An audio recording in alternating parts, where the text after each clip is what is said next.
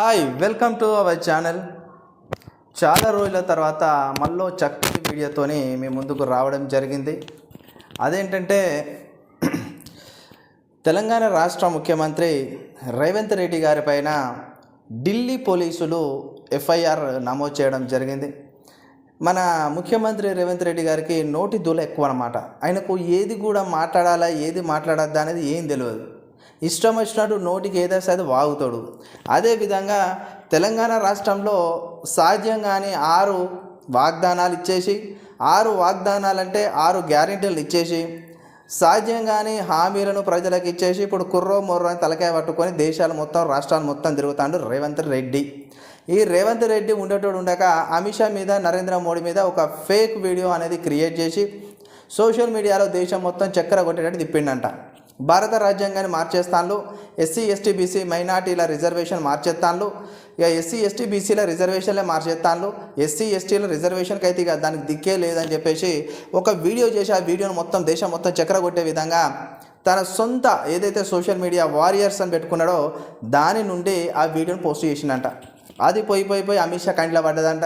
ఆ అమిత్ షా దాన్ని గుర్తించిండట. నరేంద్ర మోడీ గుర్తించి వాళ్ళు ఊరుకుంటారు. ఇక ఢిల్లీ పోలీసులకు వాళ్ళు చెప్పడం వల్ల ఢిల్లీ పోలీసులు దాన్ని తీసుకొని ఎఫ్ఐఆర్ నమోదు చేసి తక్షణమే ఆగమేఘాల మీద తెలంగాణ రాష్ట్ర ముఖ్యమంత్రి గారు మీరు ఎక్కడున్నా కానీ ఢిల్లీలోని మా యొక్క పోలీస్ స్టేషన్కి వచ్చి మీరు హాజరై దీని మీద వివరణ ఇవ్వాలి. మరి ఎఫ్ఐఆర్ నమోదైందని చెప్పేసి అంటే అయ్యా మనోడు ఏం చేసిండంటే ఆ ఎఫ్ఐఆర్ నమోదైందా మరి దాని గురించి నేను తెలుసుకోవాలి, పూర్తి డీటెయిల్స్ ఏ విషయం మీద పెట్టిలో నేను తెలుసుకొని రేపచ్చి నేను హాజరవుతాను. నిన్నటి రోజున మాట్లాడి ఏం చేసిండు, ఇక లోపల భయమైంది. అమ్మ ఈ చిన్న విషయానికైనా మూషెత్తరా అయింది. మరి ఈ చిన్న విషయం పోయి ఈడీలు వస్తాయా, మళ్ళీ ఐటీలు వస్తాయా, ఐటీలు ఈడీలు వస్తే మళ్ళీ తప్పించుకోవడానికి ఇబ్బంది అవుతుంది.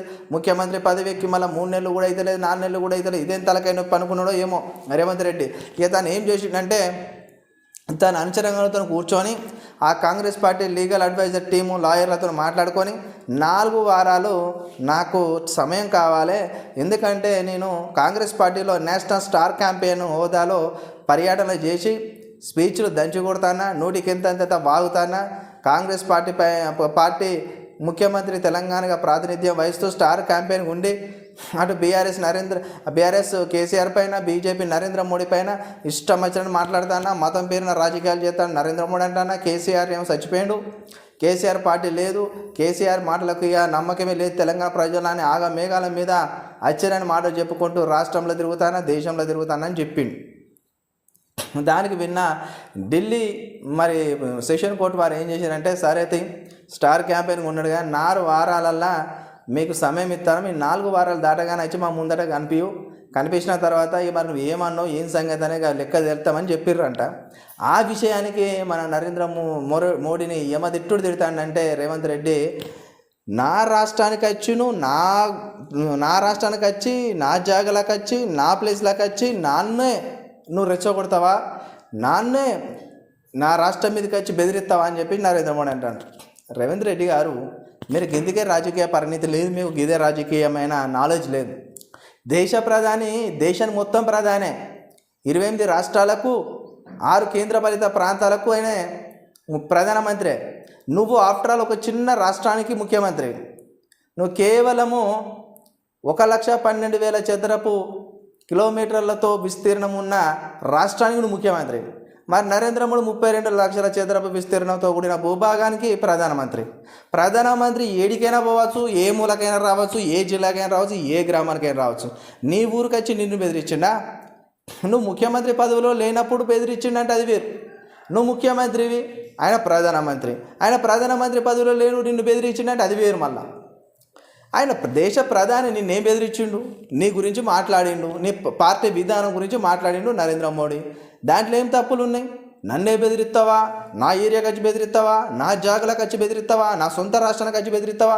తెలంగాణ ఎవరికి భయపడదు, తెలంగాణ సమాజం మమ్మల్ని ఎందుకు రెచ్చగొడతానవే నువ్వు ముఖ్యమంత్రి గారు? నీ పంచాయతీ ఏందో నరేంద్ర మోడీ పంచాయతీ ఏందో మీకు తెలియదా?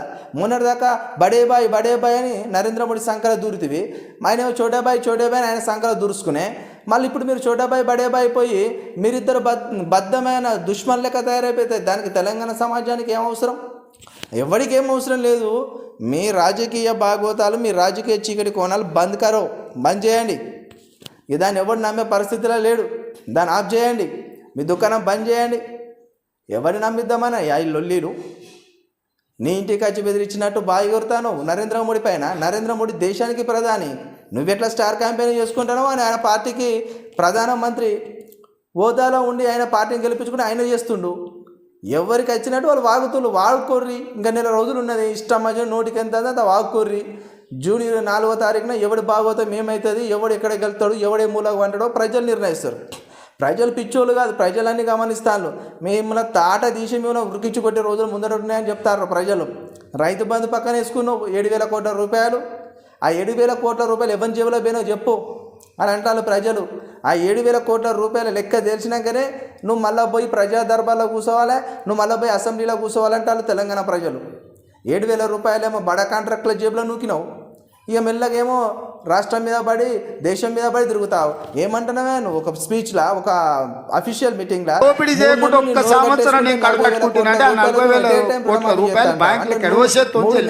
నోరు కట్టేసుకుంటా దోసుకోకుండా ఉండాలి అని చెప్పేసి నీకు నువ్వే అనుకుంటాను. అంటే నువ్వు దోపకదారుడివి, నువ్వు అవినీతి పరుడివి, నువ్వు కుంభకోణం చేసేటోనివి అని నీకు నువ్వే బయట ఓపెన్ అయినావు. అంటే 7,000 కోట్లు కూడా లేపేసింది నువ్వే అని కూడా ఇండైరెక్ట్గా ఓపెన్ అయినావు.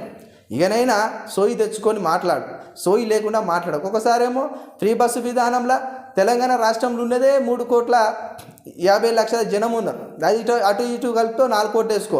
దాంట్లో తెలంగాణ రాష్ట్రంలోని మహిళలు వచ్చేసి కేవలం 2,75,000 నుంచి 2,80,000, మాట 2 కోట్లు వేసుకో.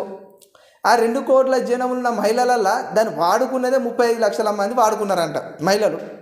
ఆ 35 లక్షల మహిళలకు ఇటు పొన్నం ప్రభాకర్కు అర్థం కాక ఇటు రేవంత్ రెడ్డికి అర్థం కాక 35 కోట్ల మంది ప్రజలు వాడుకున్నాడు ఆయన. తెలంగాణ రాష్ట్రంలో 35 కోట్లు ఉన్నాయా? భారతదేశంలోనే అతి పాపులేషన్గా ఉన్న ఉత్తరప్రదేశ్లోనే జనాభా 16 కోట్ల జనాభా.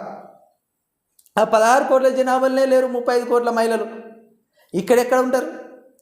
ఇష్టం వచ్చినట్టు మాట్లాడి మసిపూసి మారడికాయ చేసి ఏది పడితే అది అంతే మాట్లాడితే నగ్గుతుంది, అది జరుగుతుంది అనుకుంటే ఎట్లా? రేవంత్ రెడ్డి గారు, మీరు ఇకనైనా సోయి తెచ్చుకొని మాట్లాడండి. ఏది మాట్లాడినా అంత నిజమేమున్నది ఏమున్నది గ్రహించండి. అంతే తప్ప నోటికి ఏదవుతుందని నువ్వు ముఖ్యమంత్రి హోదాలు ఉంటుంది, నువ్వు ఇంకా ఏ హోదాలు ఉంటుంది, నువ్వు చట్టానికి నువ్వు కూడా ఒక పౌరుడివే. నువ్వు ఏది మాట్లాడితే అది నడుతుంది అనుకుంటే నడుతుందా? నువ్వు అమిత్ షా గారిని నరేంద్ర మోడీ గారిని ఇష్టం వచ్చినట్టు అంటే వాళ్ళకు ఖచ్చితంగా వాళ్ళు చేయని తప్పులకు వాళ్ళు ఫేక్ వీడియో క్రియేట్ చేసామని చెప్పేసి వాళ్ళు ఏదో నీ మీద చర్యలు తీసుకుని FIR నమోదు చేస్తే పోయి వివరించుకోవడానికి పోవాలి తప్ప వాళ్ళు నువ్వేమంటావు? SC ST రిజర్వేషన్ మారుతానన్నారా వాళ్ళు? ఆయన చచ్చేంత వరకు రిజర్వేషన్ మారనబట్టే నరేంద్ర మోడీ. ఒకవేళ మారితే ఆయన తరం అవుతుందా? మళ్ళీ బాబాసాహెబ్ అంబేద్కర్ మళ్ళీ పుట్టి మళ్ళీ జన్మెత్తి ఆయన రాసినా కూడా ఆయన రాయలేడని చెప్పాను. ఒకవేళ 400 మంది ఎంపీలు బీజేపీ గెలిచిన భారత రాజ్యాంగం టచ్ చేయలేరు. ఎందుకంటే భారత రాజ్యాంగాన్ని టచ్ చేసి దాన్ని మారవాలనుకుంటే దాని యొక్క స్వరూపం కోల్పోవడం వల్ల భారతదేశం ప్రపంచంలో అతిపెద్ద ప్రజాస్వామిక దేశంగా పేరున్నది. భారతదేశంలో అతిపెద్ద భారత రాజ్యాంగంతో నడిపించబడుతున్న పేరున్నది. అవన్నీ కోల్పోతుంది విశిష్టమైన ప్రాధాన్యతలు. అప్పుడు సిగ్గుపోతుంది. కాబట్టి సిగ్గును మనం ఎందుకు తీసుకోవాలి, మనం ఎందుకు ఈ విధమైన చర్యలకు దుశ్చర్య పాల్పడాలని నరేంద్ర మోడీ ఆలోచన చేసిండు. నరేంద్ర మోడీ సక్కటోడు, నువ్వు సక్కటోడు అని ఇక్కడ సమర్థిస్తాను. ఇద్దరు సక్కటోళ్ళు కాదు, మీరిద్దరు ప్రజలను బట్టి పిలుస్తున్న జనగలే. ఏదేమైనా తమ్ముళ్ళు, నా ఛానల్ చూసిన వారు లైక్ చేయండి, కామెంట్ చేయండి, సబ్స్క్రైబ్ చేయండి, కొద్దిగా ఫార్వర్డ్ చేసి ఇలాంటి విషయాలపైన ఒకసారి మీ ఊర్లలో చర్చ జరగాలి, మీ గ్రామాలలో చర్చ జరగాలి, మీ ఇళ్లలో చర్చ జరగాలి. ఎవడింది అని తెలుసుకొని మీకు నచ్చినోనికి ఎంపీ సీటు ఎవరైతే ఉన్నాడో మీ ఏరియాలో ఎంపీగా నిలబడ్డోడికి ఆడికి ఓటేయండి. మంచిగా పనిచేస్తున్న కోటేయండి, దోపకం ధరలకు వేయకండి. ఓకే, ఇంతవరకు నా ఛానల్ చూస్తే మీ అందరికీ ధన్యవాదాలు. ఇలాంటి వీడియోలు ఇంకా వస్తూనే ఉంటాయి. లైక్ చేయండి, కామెంట్ చేయండి, సబ్స్క్రైబ్ చేయడం మాత్రం మర్చిపోకండి. దానికోసం నా మీద కేసు పెడతావా? ఆ కేసులకు భయపడతానా? నేను 20 ఏండ్ల నుంచి ఎన్నో ఒడిదుడుకులను చూసినా, ఎన్నో ఆటుపోట్లను చూసినా. ఇవాళ మీరు అనుకుంటుందేమో గుజరాత్ నుంచి వచ్చి తెలంగాణ మీద పెత్తనం చేస్తామని. అందుకే 4 కోట్ల తెలంగాణ ప్రజలకు, మా 50 లక్షల నిరుద్యోగ యువకులకు నేను విజ్ఞప్తి చేస్తున్నా. ఇది తెలంగాణ పౌరుషానికి, గుజరాత్ ఆధిపత్యానికి ఈ ఎన్నికల్లో పోటీ. చూద్దాం తెలంగాణ పౌరుషం గెలుస్తుందో, గుజరాత్ ఆధిపత్యం గెలుస్తుందో నేను చూస్తా. మా రాష్ట్రం నుంచి వచ్చి నా రాష్ట్రానికి వచ్చి నా రాష్ట్ర నడిగడ్డ మీద నిలబడి ఈ రాష్ట్ర ముఖ్యమంత్రిని బెదిరిస్తున్నావంటే తెలంగాణ సమాజం ఎట్టిదో గుడ్డిదో కాదు. నువ్వు భయపడితే భయపడడానికి ఇక్కడ ఎవరు అమాయకులు లేరు. ఖబర్దార్ ప్రధానమంత్రి గారు, మీరు అనుకుంటుందేమో తెలంగాణ గడ్డ మీదకి గుజరాత్ నుంచి వచ్చి బెదిరిస్తామని. ఇది నా ఊరు, ఇది నా ప్రాంతం. నా ఊరికి వచ్చి నన్నే బెదిరిస్తావా? నేనేం మాట్లాడినా రిజర్వేషన్లు రద్దు చేయొద్దని అడిగిన, రాజ్యాంగాన్ని మార్చొద్దని అన్నా. ఒకవేళ నీకు నచ్చితే నా మాట విను, నచ్చకపోతే నా ఇష్టం. రాజ్యాంగం మారితే రిజర్వేషన్లు రద్దు చేస్తానే ప్రజల్ని ఓట్లు అడుగు, ప్రజలే తీర్పిస్తారు ఎవరి పక్కన నిలబడాలను. అంతే తప్ప మీరు ఆలోచన చేయండి సోదరులారా. పక్కూరోడు మన ఊరికి వచ్చి మన ఊరు చౌరస్తలు నిలబడి మనల్ని అవమానించే విధంగా మన ఊరు వాళ్ళను తిట్టు ఊరుకుంటే మనం ఊరుకుంటామా? ఉంటామా? మనకేమన్నా విభేదాలు ఉండొచ్చు, మనకు భిన్నాభిప్రాయాలు ఉండొచ్చు, కానీ మన ఊరు గౌరవం వచ్చినప్పుడు ఊరంతా ఏకంగా కావాల్సిన అవసరం ఉందా లేదా ఒక్కసారి ఆలోచన చేయండి. ఇవాళ నన్ను 1 తారీఖు నాడు అంటే ఇవాళ ఢిల్లీలో పోలీస్ స్టేషన్లో హాజరుగామని హుకుం జారీ చేసిండు అమిత్ షా గారు. ఏం దౌర్జన్యమయ్య ఇది? నేను ఇవాళ కోరుట్లలో మీటింగ్ పెట్టుకున్నా, సాయంత్రం కుక్కట్పల్లిలో పెట్టుకున్నా, ఆ తర్వాత శేర్లింగంపల్లి పెట్టుకున్నా, రేపు జగిత్యాలకు వస్తున్నా. నేనంట ఎన్నికల ప్రచారం అంతా మానేసి ఢిల్లీ పోలీస్ స్టేషన్లో రాజ్యాంగం ఎందుకు రద్దు చేస్తున్నారు, రాజ్యాంగాన్ని ఎందుకు మారుస్తున్నారు అని అడిగినందుకు ఢిల్లీ పోలీస్ స్టేషన్లో ముద్దాయిగా పోయి నేను హాజరు కావాలనంట. ఇదేనా మీ నీతి ప్రధానమంత్రి గారు? మీకు ప్రధానమంత్రిగా బాధ్యత ఇచ్చింది ప్రజలు రేవంత్ రెడ్డిని పోలీస్ స్టేషన్లో వేయడానికేనా? ఇదా మీరు నేర్చుకున్నది? ఇట్లా భయపడి ఎంతకాలం మీరు రాజ్యాన్ని వెళ్తారు? ఇట్లా భయపట్టించి ఆధిపత్యం చెలాయించి అన్యాయంగా రాజ్యాలు ఏలాలనుకుంటే నిజాం నవాబ్కి ఏం గతి పట్టిందో కనుక్కోండి. రజాకర్ల పరిస్థితి ఎక్కడికి పోయిందో మీరు ఒక్కసారి తెలుసుకోండి. ఈ ప్రాంతం కొమరం భీం రామ్జీ గోండు, సర్దార్ సర్వాయి పాపన్న, చాకలి ఐలమ్మ, దొడ్డి కొమరయ్య లాంటి వీరులు ఏలిన ప్రాంతం ఇది. ఆ పౌరుషం మాలో ఉంది. మీరు భయపెడితే భయపడడానికి ఈడ ఎవరు సిద్ధంగా లేరు.